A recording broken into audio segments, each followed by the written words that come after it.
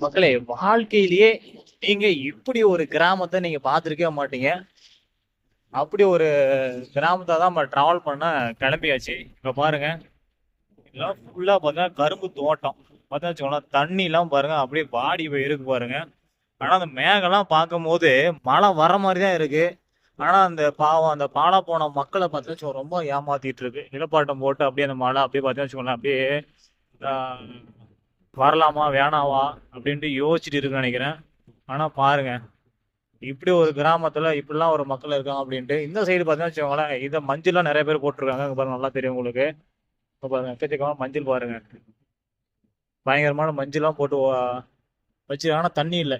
எல்லாமே பார்த்தீங்கன்னா வச்சுக்கோங்களேன், முக்கால்வாசி பார்த்தீங்கன்னா அந்த மழை நம்பி தான் இருக்காங்க. நாம சொல்ல வந்த கருத்தே சொல்ல மறந்துட்டோம். அதை பத்தி வச்சுக்கோங்களேன். அதாவது இப்படி ஒரு கிராமம் வாழ்க்கையில நீங்க பார்த்துருக்க முடியாத ஒரு கிராமம் இப்போ நீங்க கொஞ்சம் ஒரு 20 நிமிஷத்துல நீங்க பார்க்க போறீங்க. இப்போ அந்த கிராமத்தை நோக்கி தான் நம்ம போயிட்டு இருக்கோம். பார்த்தா ஒரு சின்ன ஒரு ரோடு தாங்க இது. இதில் பார்த்தீங்கன்னா வச்சுக்கோங்களேன், பெருசா வழியெல்லாம் கிடையாது. பஸ் வசதியும் பெருசா சொல்லிக்கலாம். பார்த்தீங்கன்னா வச்சுக்கோங்களேன், ஒரு டைமிங் மட்டும் தான் பஸ் வசதி. மேபின்னு சொல்ற அளவுக்குலாம் அங்கெல்லாம் கிடையாது. மேபின்னு பார்த்தா நிறைய பேர் டூல் எல்லாம் வச்சுட்டு இருக்காங்க. மேபி பார்த்தா வச்சுக்கோங்க, ஷேர் ஆட்டோ அந்த மாதிரி நிறைய பேர் மக்கள் அதிலே பயணம் பண்ணிக்கிறாங்க. பார்த்தா உங்களுக்கே தெரியும் பாருங்க. இவங்க கூட பார்த்தீங்கன்னா வச்சுக்கோங்களேன், இங்க இருந்து ஒரு கிராமத்துக்கும் அந்த கிராமத்துக்கும் பார்த்தீங்கன்னா நடந்தா டிராவல் பண்ணிட்டு இருக்காங்க. மேபி பார்த்தீங்கன்னா வச்சுக்கோங்களேன், அவங்களாம் எதுவுமே பெருசா எதுவுமே இது பண்ணிக்கிறது இல்ல.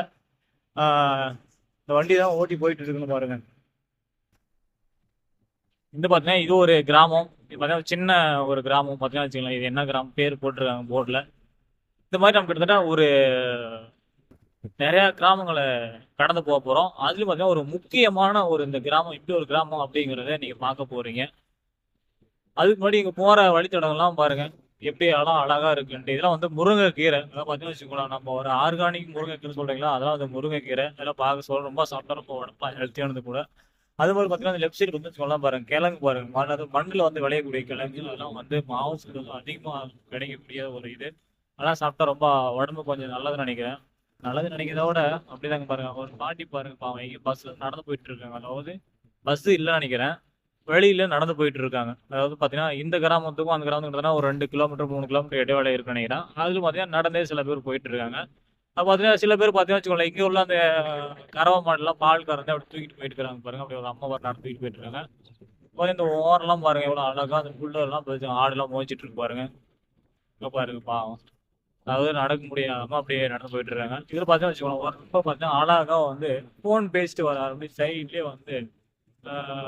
பேசிட்டு வராரு. அதாவது வில்லேஜ்ல பெருசா வண்டி இருக்கான்னு வச்சுக்கோங்களேன். ஆனா மேபி பார்த்தீங்கன்னா வச்சுக்கோங்களேன், இந்த மாதிரி விஷயம்லாம் தவிர்க்கக்கூடிய விஷயம்.